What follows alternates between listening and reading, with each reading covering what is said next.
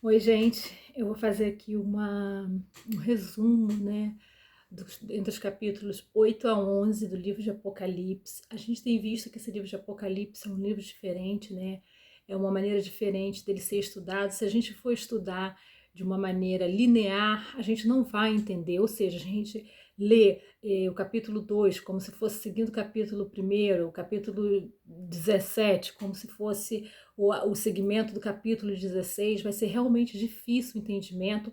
O livro por si só já é um livro com muito simbolismo, com muitas coisas, né, que se refere assim ao Antigo Testamento. Então, realmente tem que ter uma dedicação. Mas antes de tudo, a gente sabe que esse livro ele foi separado em 7 sessões. A primeira sessão que trata ali dos 7 candeeiros, que são as igrejas. A segunda sessão dos 7 selos, né, que é a perseguição do mundo à igreja. E essa terceira sessão, do capítulo de 8 a 11, ela vai falar das trombetas de Deus, que é o juízo de Deus sobre o mundo ímpio.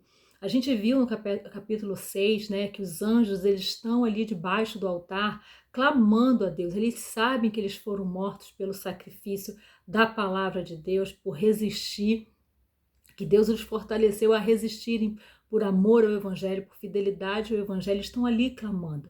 Então, essa terceira sessão aqui é a resposta de Deus à oração desses santos, né? A oração dessas pessoas.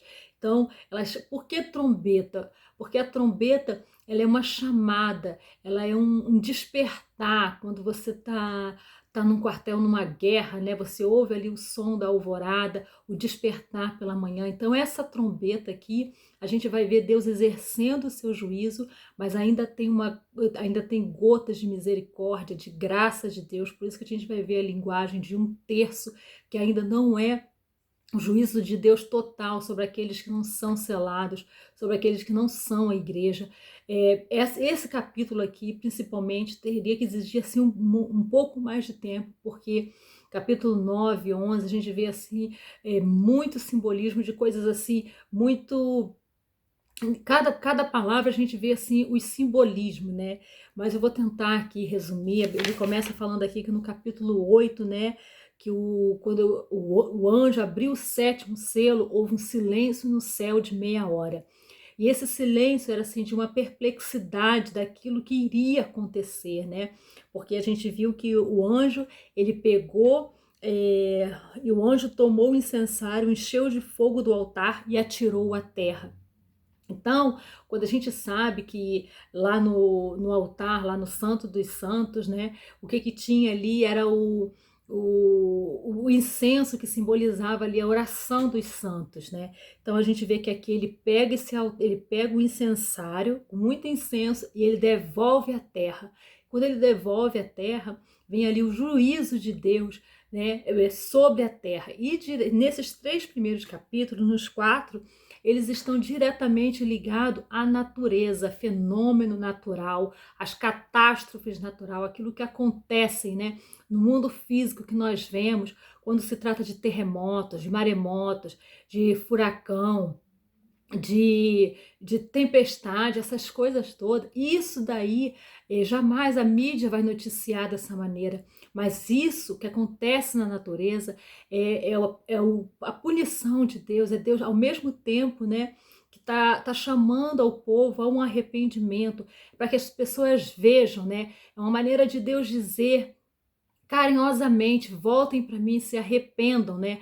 Mas e isso atinge diretamente a natureza. A gente vai ver que a primeira trombeta ela atinge a terra, a segunda trombeta ela atinge o mar. É literal, a gente vê aqui a terceira trombeta ela atinge os rios e as fontes. E a quarta trombeta ela atinge os astros. Vai falar aqui de sol, vai falar da lua. E aqui algo importante começa a acontecer a partir da quarta trombeta.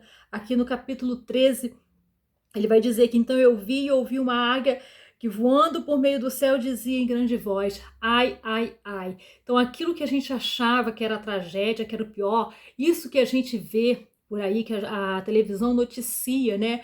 Essas catástrofes que a gente acha que é assim, realmente é o fim do mundo. João disse, olha, a situação ainda vai piorar. Então ele dá os 3 ais, né? Então ele vai falando aqui da quinta trombeta, que é o primeiro ai. Então ele fala que o poço do abismo foi aberto. Então ele usa uma linguagem aqui muito até dramática para poder descrever aqui. E ele fala que também da fumaça saíram gafanhotos para a terra e foi-lhe dado poder como que os escorpiões da terra. Foi dito que não causasse dano à erva, à terra, nem a qualquer coisa verde, nem a árvore alguma, então somente aos homens que não têm o selo de Deus sobre a fonte. Foi dado também que não matassem, e sim que o atormentassem. Então, a gente vê que Satanás teve liberdade, né? Ele teve autorização de Deus para agir, para sair, né? Que foi aberta a porta, então foi Deus que permitiu. Até quando Satanás e seus demônios agem, eles agem dentro do plano de Deus, eles agem de acordo com a liderança de Deus, e a gente vê que foi-lhe dada a ordem que ele somente atormentassem aqueles que não têm o selo. Então começa ainda, não toca, né, tirar a vida das pessoas, mas de atormentar.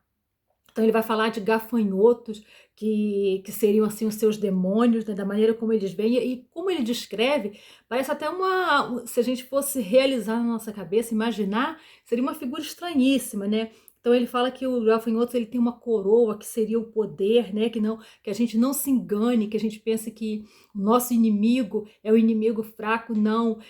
Com a nossa carne, com a nossa força, nós não poderemos detê-lo, né?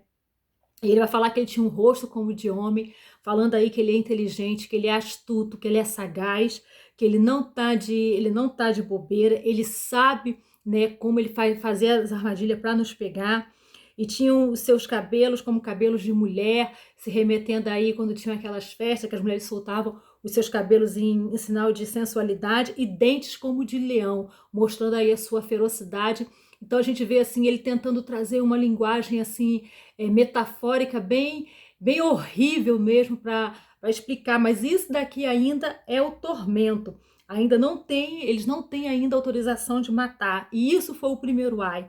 Aí quando vem a sexta trombeta, ele fala que ouvi voz procedente de 4 ângulos do altar, né? Ou seja, de toda a extremidade da terra, vamos dizer assim, de todos os cantos, em todos os tempos.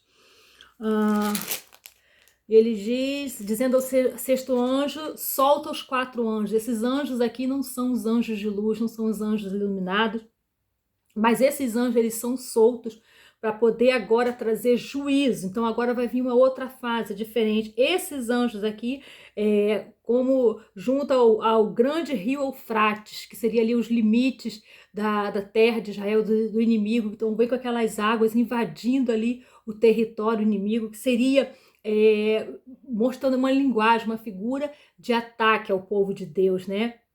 E ele vai falar aqui de um exército que ele viu, ele dá um número aqui que seria muito grande, de milhares, mas na verdade isso é para dizer que eles são assim realmente incontáveis. E contemplei os cavalos, os cavaleiros. Aí ele vai dar a descrição mais uma vez, né, das suas condições. Então ele vai falar que pode ver que tem cauda de serpente, né? E Jesus disse que foi uma linguagem que Jesus usou, que a gente teria poder para pisar em serpentes e escorpiões. Então a gente vê essa linguagem aqui intrínseca.